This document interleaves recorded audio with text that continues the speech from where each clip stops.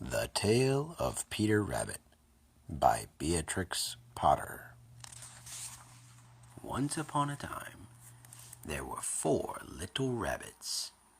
Their names were Flopsy, Mopsy, Cottontail, and Peter.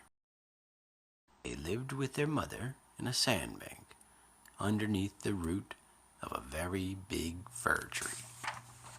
"Now, my dears," said old Mrs. Rabbit one morning, "you may go into the fields or down the lane, but don't go into Mr. McGregor's garden. Your father had an accident there. He was put into a pie by Mrs. McGregor. Now run along and don't get into mischief. I'm going out." Then Mrs. Rabbit took a basket and her umbrella and went through the wood to the baker's. She brought a loaf of brown bread and 5 currant buns. Flopsy, Mopsy, and Cottontail, who were all good little bunnies, went down the lane to gather blackberries. But Peter, who was very naughty, ran straight away to Mr. McGregor's garden and squeezed under the gate.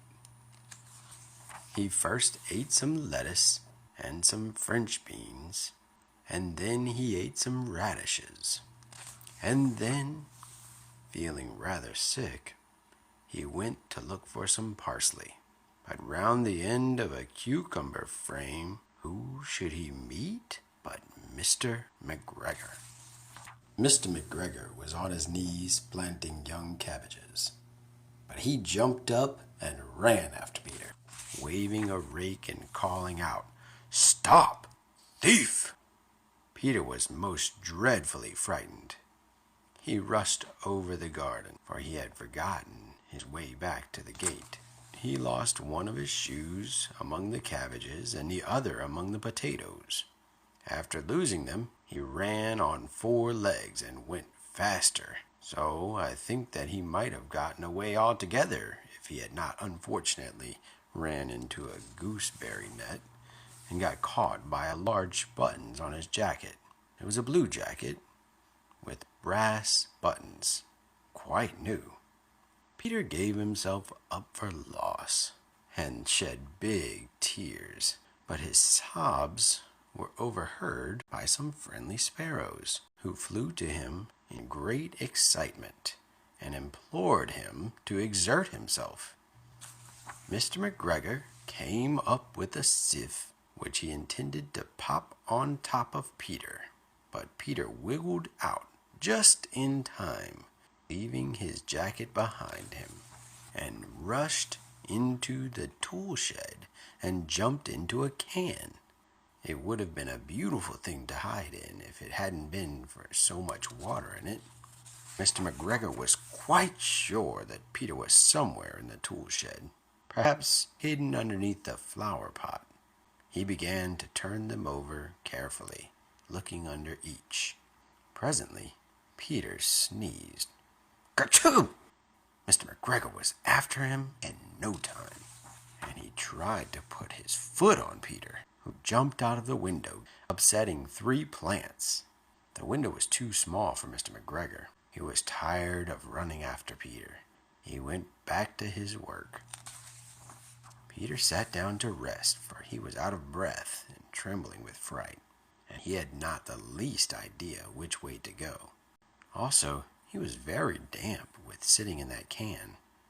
After a time, he began to wander about, going lippity, lippity, not very fast, and looking all around.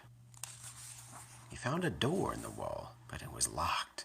There was no room for a fat little rabbit to squeeze underneath. An old mouse was running in and out over the stone doorstep, carrying peas and beans to her family in the wood. Peter asked her the way to the gate, but she had such a large pea in her mouth that she couldn't answer. She only shook her head at him. Peter began to cry. He tried to find his way straight across the garden, but he became more puzzled, Presently, he came to a pond where Mr. McGregor filled his water cans. A white cat was staring at some goldfish. She sat very, very still, but now and then the tip of her tail twitched as if it were alive. Peter thought it was best to go away without speaking to her. He has heard about cats from his cousin, little Benjamin Button. He went back toward the tool shed, but suddenly, quite close to him, he heard the noise of a hoe. Scratch, scratch, scratch, scratch. Peter scuttered underneath the bushes, but presently, as nothing happened, he came back out and climbed upon a wheelbarrow and peeped over. The first thing he saw was Mr. McGregor hoeing onions. His back was turned towards Peter, and beyond him was the gate. Peter got down quietly off the wheelbarrow and started running as fast as he could along a straight wall behind the black currant bushes. Mr. McGregor caught sight of him at the corner, but Peter did not care. He slipped underneath the gate and was safe at last in the wood outside of the garden.